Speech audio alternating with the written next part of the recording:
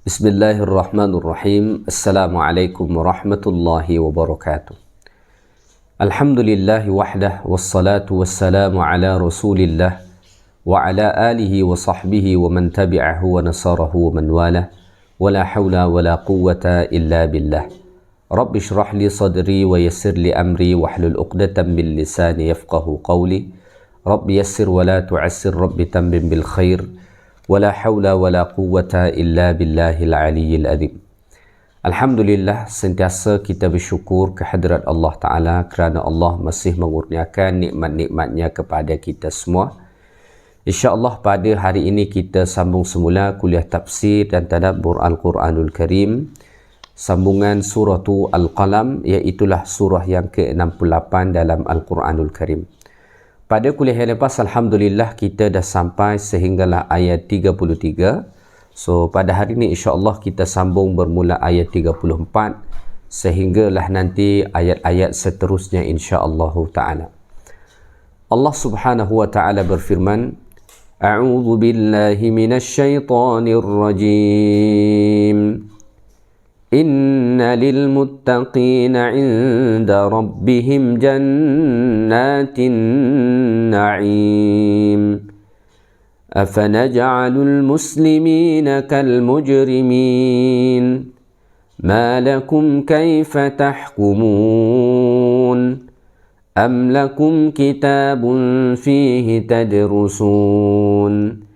Inna lakum fihi lama takhayyarun.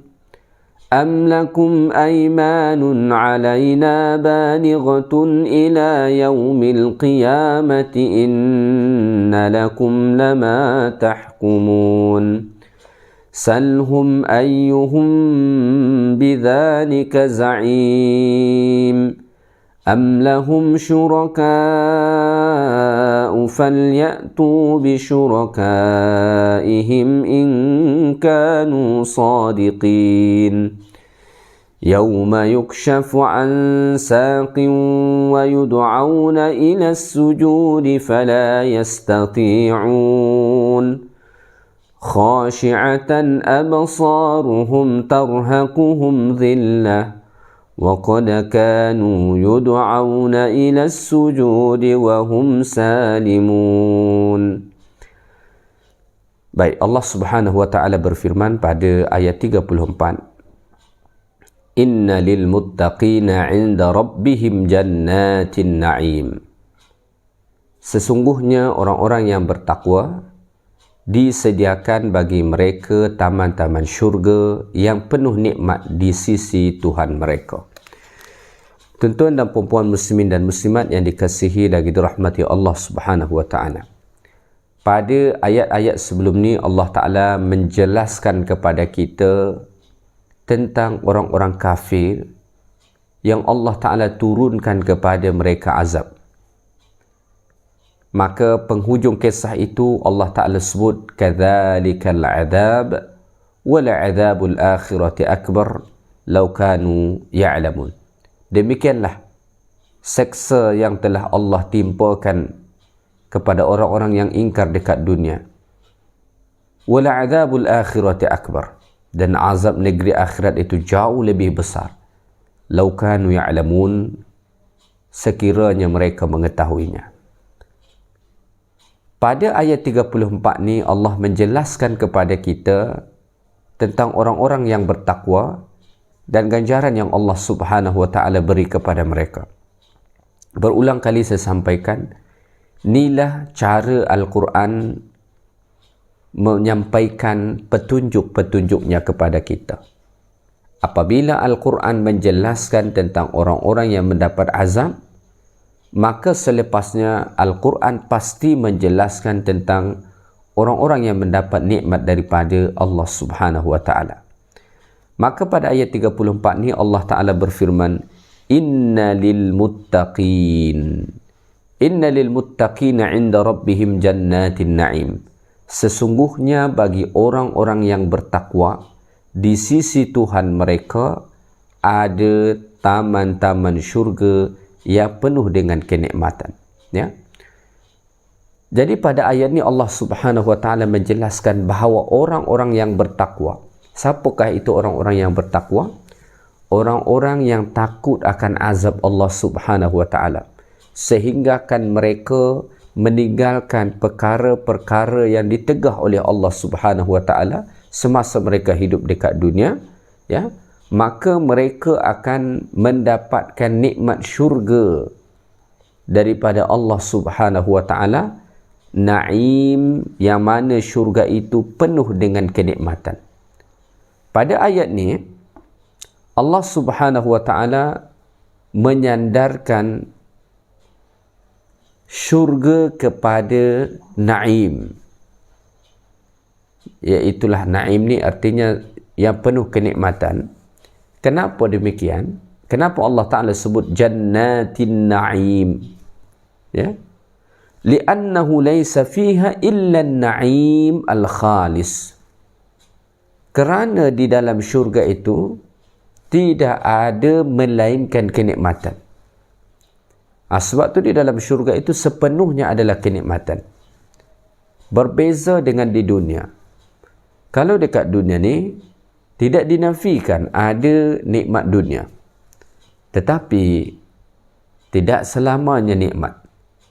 Ada ujian dia, ada sukarnya, ada dukanya, ada kalanya bersedih, ada kalanya menangis, ada kalanya sakit, dan lain-lain sebagainya. Di dalam syurga tidak ada melainkan kenikmatan. Seorang tidak akan pernah merasa bersedih dekat sana, tidak pernah merasa takut dekat sana, tidak pernah mereka sakit dekat sana. Keadaan zahir dan batin mereka dipenuhi dengan kenikmatan. Allahu Akbar. Mudah-mudahan Allah Ta'ala jadikan kita salah seorang daripada ahli syurga yang dimasukkan Allah Subhanahu wa Ta'ala ke dalamnya, ya. Dan ini Allah Ta'ala sebut di dalam ayat yang lain banyak dalam Al-Quran. Misalnya Allah Ta'ala sebut dalam surah Al-Hijr, la yamassuhum fiha nasabun wa ma hum minha bimukhrajin. Di dalam syurga itu mereka tidak menghadapi sebarang kesukaran, ya. Ada perkara yang buruk menimpa mereka, tidak ada.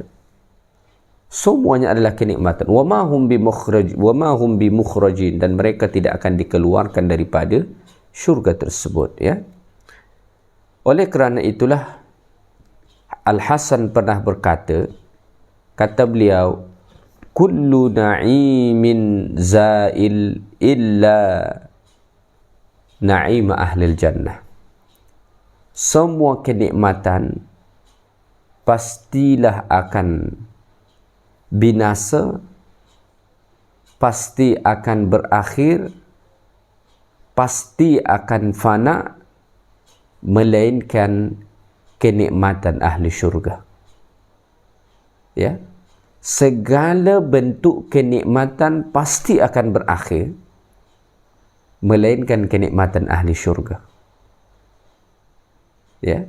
Maka segala kenikmatan yang ada dekat dunia pasti berakhir. Tidak ada kenikmatan yang kekal dekat dunia ni. Maka satu-satunya kenikmatan yang kekal hanya kenikmatan yang diperolehi oleh ahli syurga. Sebaliknya, wa kullu ghammin za'il illa ghamma ahli nar. Semua duka cita pasti akan berakhir, melainkan duka cita ahli neraka. Seberat apapun dugaan yang menimpa kita dekat dunia ni pasti berakhir. Kerana dunia ini negeri yang fana, negeri yang pasti akan berakhir. Oleh kerana itu, semua duka cita lara yang ada menimpa kita pasti akan berakhir, melainkan duka cita yang dihadapi oleh ahli neraka. Itu kekal buat selama-lamanya. Baik. So, pada ayat ni Allah SWT sebut, Inna lil muttaqina inda rabbihim jannatin na'im. Untuk mereka-mereka yang bertakwa semasa hidupnya, dia meninggalkan perkara-perkara yang ditegah oleh Allah Subhanahu wa taala kerana dia takut akan azab Allah, maka di akhirat nanti dia akan mendapatkan syurga yang penuh dengan kenikmatan di dalamnya. Ya, mudah-mudahan Allah Ta'ala jadikan kita bahagian daripada ahli syurga tersebut, ya. Baik. Kemudian Allah Subhanahu wa taala berfirman pada ayat 35. Afanaj'alul muslimina kal mujrimin. Patutkah kami menjadikan orang-orang Islam sama seperti orang-orang yang berdosa atau orang-orang yang kufur itu? Ya. Sebelum kita jelaskan makna daripada ayat ini, para ulama tafsir kita menjelaskan apabila Allah Ta'ala menurunkan ayat 34 tadi, innalil muttaqina 'inda rabbihim jannatin na'im, sesungguhnya bagi orang-orang yang bertakwa, ya, adalah syurga yang penuh kenikmatan di sisi Tuhan mereka, maka orang-orang kafir musyrik, orang-orang kafir Makkah dahulu berkata, innallaha faddalana alaikum fid dunya fala budda ayyufaddilana alaikum fil akhirah. Kata mereka, dekat dunia ni Allah Ta'ala lebih mengutamakan kami berbanding kamu, wahai orang-orang Islam, maka sudah tentulah nanti di akhirat kami juga lebih utama daripada kamu. Pada masa Nabi SAW dekat Mekah, sebab surah Al-Qalam ni kan surah Makkiyah, ya. Bahkan ini sebenarnya antara surah yang paling awal diturunkan kepada Nabi. Pada ketika itu memang dekat Mekah yang kaya adalah orang kafir, yang kuat pada ketika itu mereka, yang menguasai juga mereka. Maka apabila Allah Ta'ala turunkan ayat innalil muttaqina 'inda rabbihim jannatin na'im, yang mana Allah menjelaskan bahawa orang-orang yang bertakwa daripada kalangan umat Islam akan mendapatkan kenikmatan syurga, so mereka berkata, Allah Ta'ala lebih mengutamakan kami daripada kamu dekat dunia ni, sebab pada masa itu mereka kaya, mereka kuat, mereka hebat dan lain-lain sebagainya.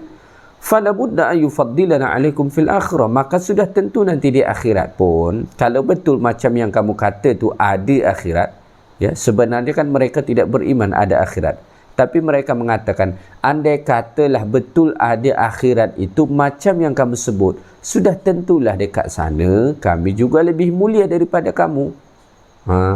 Ya. Fa idza lam yahsul tafdil, ya, sekiranya nanti di sana kami tidak lebih mulia daripada kamu, fala aqalla minal musawwah, paling tidak kita samalah, kata mereka.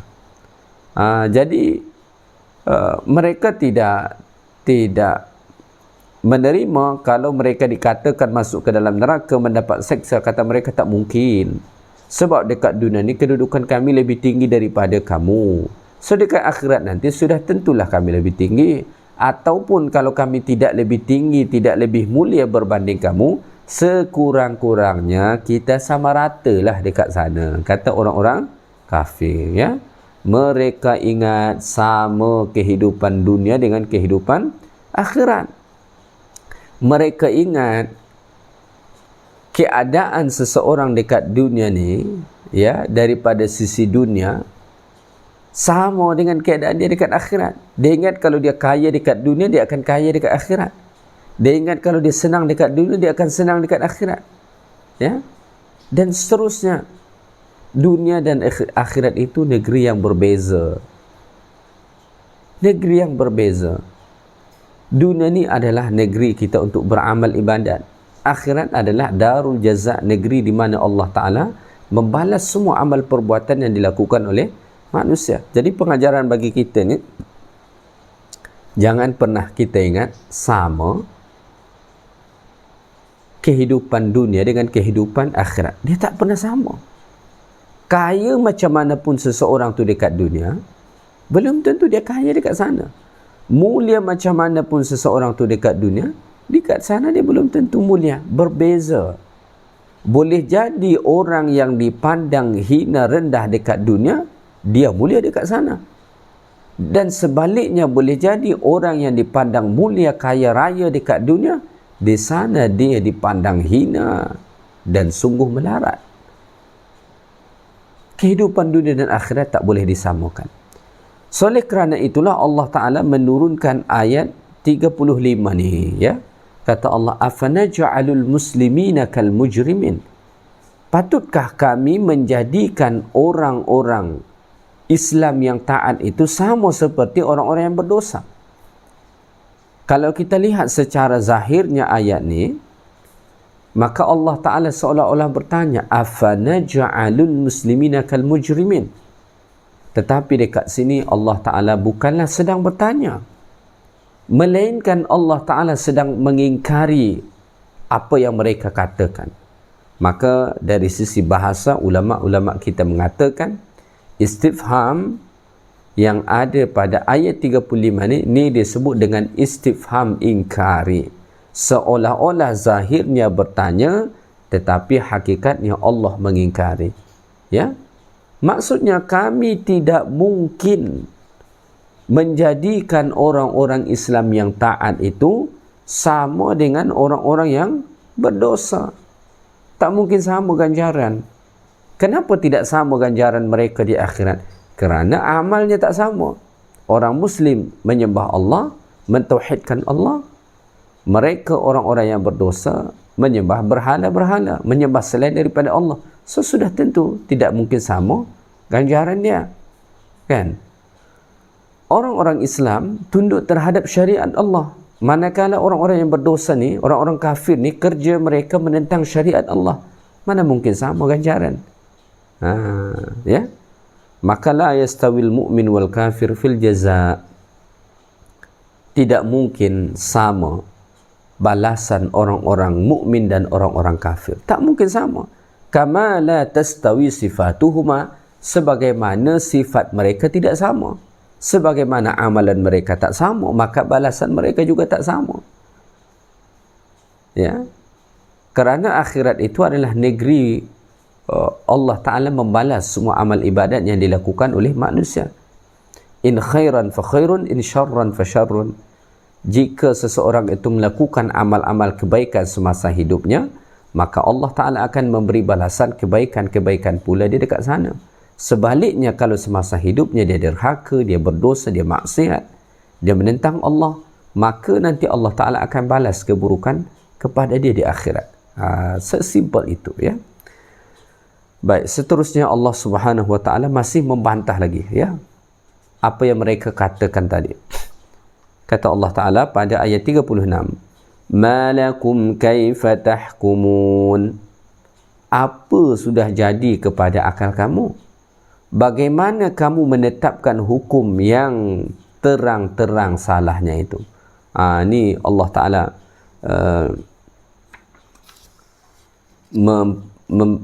menunjukkan sifat takjub, ya. Ma lakum kaifa tahkumun ini adalah satu ungkapan kehairanan terhadap mereka. Betapa menghairankan orang-orang kafir tu, ya. Mereka sanggup menyamakan antara orang yang taat dengan orang yang maksiat. Mereka sanggup menyamakan orang beriman dengan orang kafir. Ini menghairankan. Kalau ada orang samakan, sama je dia kata. Orang menyembah Allah tak sembah Allah tu sama je dia kata. Orang Islam dengan bukan orang Islam sama saja. Ni orang-orang yang sangat menghairankan tentang akal mereka. Fa inna mithla hadha la yasduru an aqil. Kerana cara berfikir yang macam ni, dakwaan-dakwaan yang macam tu tidak akan mungkin muncul daripada seseorang yang cerdik akalnya. Ya? Kalau seseorang akal dia cerdik, dia tak mungkin mengatakan orang Islam sama dengan orang kafir. Dia tak mungkin mengatakan sama orang yang taat dengan orang yang maksiat. Tak mungkin. Kenapa? Kerana memang mereka berbeza. So tak mungkin dikatakan sama mereka dekat akhirat. Itu sebabnya pada ayat ni Allah Ta'ala menyatakan malakum kaifa tahkumun. Ada apa dengan akal kamu tu? Apa dah jadi dengan akal kamu tu? Bagaimana kamu menetapkan hukum yang terang-terang salahnya? Kamu memutuskan bahawa sama orang beriman dengan orang kafir, orang yang taat dengan orang yang bermaksiat. Apa jadi dengan akal kamu tu? Ya. Jadi sangat menghairankan akal mereka. Fitrah manusia, ya, dia akan memandang buruk sesuatu yang buruk, dia akan memandang baik sesuatu yang baik. Itu fitrah manusia. Tidak akan mungkin orang yang berakal atau fitrah manusia sanggup mengatakan sama antara orang yang taat dengan maksiat. Tak mungkin, ya. Tak perlu menggunakan dalil-dalil Al-Quran saja, ya. Cukup menggunakan akal saja. Akal manusia akan berkata tidak akan sama ganjaran orang yang berbuat baik dengan orang yang berbuat buruk. Tidak akan sama ganjaran orang yang taat dengan orang yang bermaksiat. Menggunakan akal saja sudah tentu tidak diterima, ya. So mereka berani mengatakan itu sama saja, dia kata. Ini sesuatu dakwaan yang sangat pelik, ya, yang sangat menghairankan, ya, yang boleh kita kata ini dakwaan yang sangat tidak cerdik, ya, kerana orang yang cerdik tidak akan mungkin mengatakan hal yang macam itu, ya. Jadi ini juga menjadi satu pengajaran bagi kita bahawa kita mesti bezakan, ya, jangan pernah kita samakan antara orang Islam dengan bukan orang Islam, antara orang yang taat dengan orang yang bukan taat. Jangan pernah samakan. Sebab pada zaman kita sekarang ni pun muncul fahaman-fahaman yang mengatakan sama saja dia kata. Seolah-olah agama, keyakinan, akidah itu tidak menjadi pembeza. Kata mereka sama saja. Waliyadzubillah, ya. Allah Ta'ala mengatakan tidak sama, ya. Banyak sebenarnya ayat-ayat yang hampir serupa dengan ini Allah Ta'ala sebut dalam Al-Quran, ya. Misalnya dalam surah As-Sajdah Allah Ta'ala sebut afaman kana mu'minan kaman kana fasiqa. Apakah orang-orang yang beriman itu sama dengan orang fasik? Tentu tidak sama, kan. Kemudian dalam surah Al-Hasyr juga Allah Ta'ala sebut, kan, la yastawi ashabun nari wa ashabul jannah, ya. Ahli syurga dan ahli neraka itu tidak sama, berbeza, ya. Maka kalau ada orang mengatakan sama saja mereka, ini satu dakwaan yang sangat menghairankan betapa jahilnya dakwaan itu. Kerana orang yang berakal dia tidak akan mungkin mengatakan hal yang macam tu, ya. Seterusnya Allah Ta'ala berfirman pada ayat 37, am lakum kitabun fihi tadrusun. Adakah kamu mempunyai sebuah kitab dari Allah yang kamu baca dan pelajari? Inna lakum fihi lama takhayyarun. Bahawa di dalam kitab itu membolehkan kamu mendapat apa sahaja yang kamu pilih. Ini Allah Ta'ala masih terus lagi membantah apa yang mereka sebutkan itu, ya. Bahawa sebagaimana mereka mulia dekat dunia, di akhirat pun kalau betul akhirat itu ada, mereka akan mulia paling kurang sama dengan orang-orang beriman. Allah Ta'ala bantah. Daripada mana kamu dapat dakwaan kamu tu? Apa sumber kamu mengatakan itu? Am lakum kitabun fihi tadrusun. Adakah kamu mempunyai sebuah kitab dari Allah yang kamu baca dan kamu pelajari? Kamu ada kitab ke yang Allah Ta'ala turunkan daripada langit, ya? Lalu kamu mendapati di dalam kitab tersebut, ya, bahawa orang yang taat dengan orang yang maksiat itu sama. Fa antum tadrusuna ma taqulun, dan kamu mempelajari apa yang kamu sebut tu. Ada tak kamu temukan, kata Allah. Ini menunjukkan kepada kita bahawa tidak boleh sembarang mendakwa sesuatu. Kena ada sumber. Sumber daripada mana? Ada tak kita temukan dalam kitab, dalam Al-Quran, dalam sunnah? Begitu. Mesti ada sumber dia. Sebab tu pada ini Allah mengatakan am lakum kitabun fihi tadrusun. Ya, kamu mendakwa begitu bahawa kamu sama saja nanti dengan orang-orang yang beriman di akhirat tu. Ya, apa sumber kamu? Ya. ada tak kamu mempunyai kitab yang diturunkan daripada langit, kemudian kamu mempelajarinya dan kamu membaca di dalam kitab tersebut, ya, bahawa sama saja antara orang yang taat dengan orang yang bermaksiat, sama saja antara kamu orang-orang kafir dengan orang-orang beriman. Ada tak kamu temukan? Inna lakum fihi lama takhayyarun, ya, bahawa di dalam kitab itu kamu diperbolehkan, ya, bahawa di dalam kitab itu membolehkan kamu mendapat apa saja yang kamu inginkan. Ada tak kamu temukan dalam kitab itu bahawa kamu boleh mendapatkan apa saja yang kamu inginkan, apa saja yang kamu pilih? Ada tak kamu temukan? Maksudnya tak ada, ya, jawapannya tak ada. Kamu tidaklah ada kitab yang jadi rujukan, yang kamu baca, yang turun daripada langit, dan di situ disebutkan bahawa kamu mendapatkan apa segala yang kamu pilih. Tak ada. So, daripada mana sumber ini? Apa asas kepada dakwaan ini? Itu dia.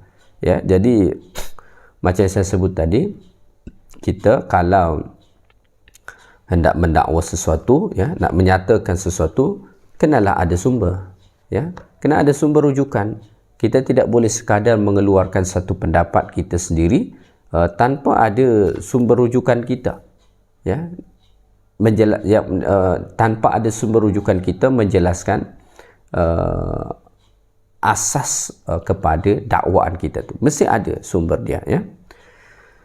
Baik, seterusnya Allah Ta'ala berfirman ayat 39.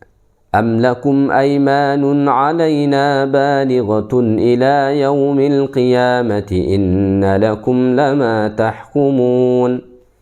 Atau adakah kamu mendapat akuan-akuan yang ditegaskan dengan sumpah dari kami yang tetap hingga hari kiamat, menentukan bahawa kamu dapat mencapai apa yang kamu putuskan. Ini lagi-lagi Allah Ta'ala masih membantah mereka. Am lakum uhudun wa mawathiq alaina. Atau kamu mendakwa begitu, adakah perjanjian, ya, dengan kami, kata Allah, fi annahu sayahlulukum ma turiduna wa tashahun, bahawa kamu akan mendapatkan apa yang kamu inginkan, ya, ada tak? Atau apakah ada perjanjian antara kita, kata Allah, bahawa kamu nanti di akhirat boleh mendapatkan apa saja yang kamu putuskan untuk kamu? Jawapannya tak ada, ya, jawapannya tidak ada. So, dekat sini Allah Subhanahu Wa Ta'ala, kalau kita perhatikan, membantah dakwaan mereka itu dengan beberapa cara, ya. Boleh kita simpulkan tiga, ya, dengan tiga cara, ya. Yang pertama, Allah Ta'ala mengatakan bahawa dakwaan itu dakwaan daripada orang yang tidak cerdik, ya, sebab mereka tidak guna akal. Kalau guna akal sahaja pun tak akan berani mengatakan begitu, ya. Yang kedua, Allah Ta'ala membantah mereka bahawa dakwaan mereka itu tidak bersumber daripada mana-mana kitab yang diturunkan kepada mereka. Yang ketiga, Allah Ta'ala membantah mereka, ya, bahawa tidak ada satu perjanjian antara mereka dengan Allah Ta'ala yang berisi bahawa nanti di akhirat mereka dapat menentukan apa yang hendak mereka capai, ya, dan apa yang hendak mereka inginkan. Tidak ada perjanjian demikian dengan orang-orang kafir, ya. So, dengan begitu apa yang mereka katakan bahawa mereka sama dengan orang-orang beriman nanti dekat akhirat, itu adalah dakwaan yang sangat palsu, ya, dakwaan yang tidak betul, ya. Baik, kita teruskan ayat 40. Pada ayat 40 Allah Ta'ala berfirman, Salhum ayyuhum bidzalika za'im. Bertanyalah kepada mereka, siapakah orangnya di antara mereka yang menjamin benarnya hukum bahawa mereka akan mendapat di akhirat apa yang didapati oleh orang Islam. Ni bantahan lagi ni, tambahan dia ni, ya. Ni yang keempat ni, ya. Salhum ayyuhum bidzalika za'im. Allah Ta'ala perintahkan kepada Nabi, tanyakan kepada mereka, ya, siapakah orangnya di antara mereka yang menjamin benarnya hukum, ya, bahawa mereka akan mendapat di akhirat apa yang didapati oleh orang Islam. Ya. Ada tak sesiapa yang yang menjamin tu? Ada sesiapa yang boleh jamin? Siapa di antara kamu yang menjamin tu bahawa kamu nanti orang-orang kafir ni, orang-orang yang berdosa ni akan mendapatkan kenikmatan yang sama dengan orang beriman? Siapa yang menjamin tu? Jawapannya tidak ada. Ya, jawapannya tidak ada. Berdasarkan kepada ayat ini, setengah ulama mengatakan inilah hukum asal syariat adanya penjamin. Jadi kadang-kadang seseorang misalkan bersalah, ya, ada yang menjamin dia sehingga kan dia boleh ditangguhkan daripada hukuman, ya, atau lain-lain sebagainya, ya. Ada orang kalau ada yang menjamin, kadang-kadang dia mahu meluluskan sesuatu, kan. Inilah dalil asal daripada syariat. Ya, jadi kalau orang bertanya mana sumber ada boleh menjamin orang lain tu, ayat ni, salhum ayyuhum bidzalika za'im. Maka para ulama kita mengatakan huwa aslu fi masyru'iyyatid diman, ya. Ayat ni menjadi asas kepada syariat adanya jaminan dalam agama Islam, ya. Jadi boleh ada jaminan dalam agama Islam untuk suatu perkara yang mungkin kita perlukan kepada jaminan ataupun penjamin, ya. Baik, kita teruskan ayat 41. Am lahum syuraka'u falyatu bi syurakaihim in kanu sadiqin. Atau adakah mereka mempunyai sekutu-sekutu yang sefaham dengan mereka? Kalau ada, maka hendaklah mereka membawanya jika betul mereka orang-orang yang benar. Allah cabar lagi mereka. Atau mereka mempunyai sekutu-sekutu, kata Allah Ta'ala, yang sefaham dengan mereka, yang dapat membantu mereka, ya, atau yang mereka anggap sebagai Tuhan, ya. Ada tak Tuhan yang mereka sembah yang dapat memberi jaminan, ya? Kalau ada, falyatu bi syurakaihim in kanu sadiqin. Ya, kalau ada, bawalah Tuhan kamu itu, bawalah sekutu-sekutu itu. Jika memang dakwaan kamu itu betul, bawalah dia. Boleh tak dia mewujudkannya ataupun tidak? Ya. Jadi ni Allah Subhanahu Taala membantah mereka atas apa yang mereka sebutkan itu, ya.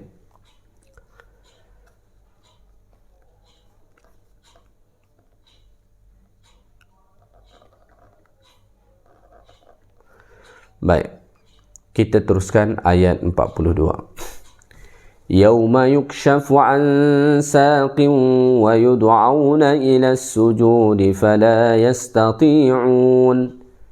Kata Allah, ingatlah orang-orang yang tidak beriman akan masa didedahkan kedahsyatan huru-hara dan mereka diseru supaya sujud, maka mereka tidak dapat melakukannya, ya. Baik, pada ayat ni Allah Ta'ala sebut terjemahan secara bahasa dia ni, yauma yukshafu an saq, hari di mana dibuka betis, ya. Ini saq itu artinya adalah betis. Wa yud'auna ila sujud, dan mereka dipanggil untuk sujud, diseru untuk sujud, fala yastati'un, mereka tidak mampu. Maksudnya orang-orang kafir tu, ya. Baik, kita jelaskan dulu yauma yukshafu an saq ni, ya. Hari di mana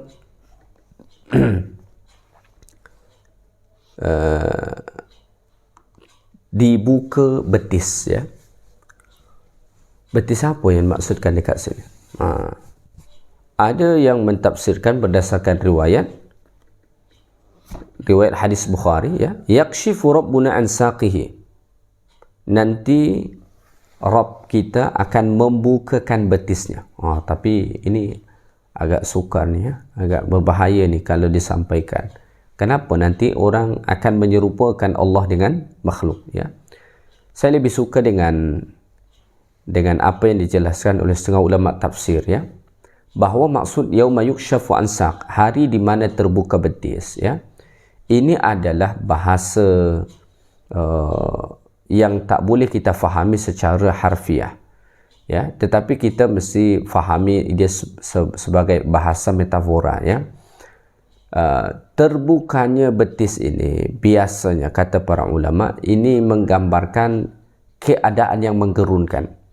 Orang kalau misalkan dia pakai jubah, lalu ada huru-hara berlaku, mesti dia nak lari. Kalau dia lari, apa biasa yang dia buat? Dia akan angkat jubah dia. Bila angkat jubah, maka terbukalah betis. Ya. Jadi yauma yukshafu an saq, dekat sini kita tidak fahami secara harfiah bahawa pada hari itu dibuka betis, apatah lagi dinisbatkan kepada betis Allah, ya. Jadi maksudnya itu pada hari kiamat yang penuh dengan huru-hara, ya. Sebab kalau ada huru-hara kan orang kalau dia nak menyelamatkan diri, dia akan lari, dia angkat jubah dia sehingga kan nampak betis dia. Apa yang berlaku pada ketika itu, ya?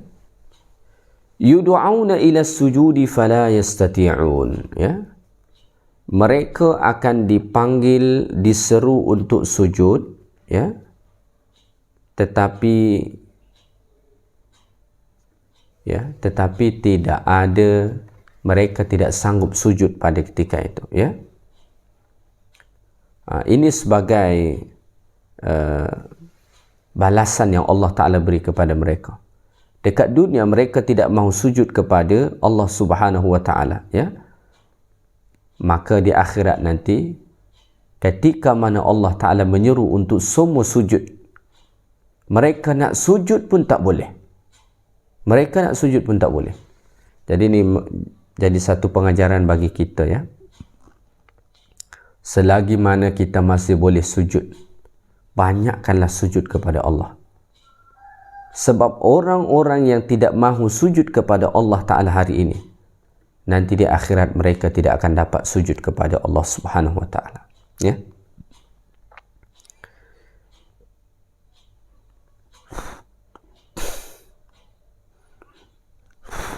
Ka'ab al-Ahbari mengatakan, wallahi ma nazalat hadhihi al-ayah illa 'anil ladina yatakhallafuna lil jama'at. Beliau mengatakan bahawa ayat ini, maksudnya ayat 42 ni, turun tentang orang-orang yang tidak mahu ikut berjamaah, ya. Wa qala Sa'id bin Jubair pula berkata, kanu yasma'una hayya 'ala as-salati wa hayya 'ala al-falah fala yajibun, ya. Ini mereka yang yang dahulu semasa hidup dekat dunia mendengar seruan hayya 'ala as-salat dan hayya 'ala al-falah, tetapi mereka tidak mahu datang untuk mengerjakan sembahyang, ya. Wahum salimun, padahal mereka sihat. Fala ya'tunahu, tetapi mereka tidak mahu datang, ya. So ini satu ancaman yang sangat keras daripada Allah Subhanahu Wa Ta'ala, ya, kepada orang-orang yang tidak mahu sujud kepada Allah semasa hidup dekat dunia. Maka disebut dalam riwayat, yakshifu rabbuna an saqih, Allah Ta'ala membukakan betisnya, fayasjudu lahu kullu mu'min wa mu'minah, maka setiap orang yang beriman lelaki dan wanita sujud kepada Allah. Ini nanti pada hari kiamat. Fayabqa kullu man kana yasjudu fid dunya ria'an wa sum'atan, tinggallah pada ketika itu yang tidak sujud orang-orang yang semasa hidup dekat dunia sujud kerana nak menunjuk ataupun kerana sum'ah dia. Fayadhhaba liyasjuda, dia pergi nak sujud, dia nak sujud juga pada ketika itu. Fayaudu zahruhu tabaqan wahidan, tapi tak boleh sujud, dia tegak balik. Nak cuba sujud tak boleh. Ya, begitulah keadaan dia seterusnya. Ya, tidak dapat untuk sujud. Itu sebab tadi saya katakan, selagi mana kita masih dapat sujud, maka sujudlah kepada Allah. Kemudian Allah menjelaskan, khashi'atan absaruhum tarhaquhum dhillah wa qad kanu yud'auna ila sujudi wa hum salimun, ya. Sambil pandangan mata mereka tunduk malu serta mereka diliputi kehinaan. Dan sesungguhnya mereka di dunia dahulu telah pun disuruh untuk sujud, tetapi mereka enggan sedang mereka dalam keadaan sihat. Ya, Allah Ta'ala menjelaskan dekat sini, ya, bahawa khasyi'atan absaruhum, pada ketika itu nanti nampak mata mereka itu tunduk malu. Ya, maksudnya oleh kerana pada ketika itu hati mereka begitu takut sehingga kan nampak kepada mata tu. Ya, mata ni kan kadang-kadang dia dapat membahasakan apa yang ada dalam hati manusia. Ya, dapat dilihat.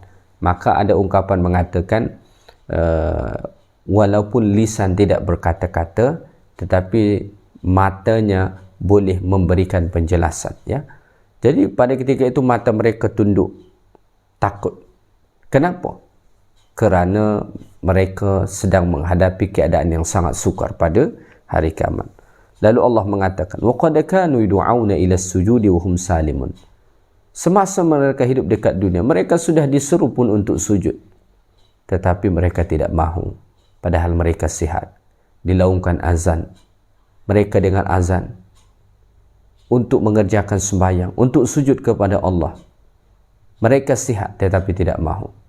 Maka dekat sana nanti walaupun mereka hendak sujud, tetapi sudah tidak dapat untuk sujud lagi. Maka kalau kita nak dapat sujud di akhirat, banyakkanlah sujud dekat dunia. Banyakkan menundukkan diri kita kepada Allah Subhanahu wa Ta'ala. Jangan jadi macam orang-orang yang kafir tadi.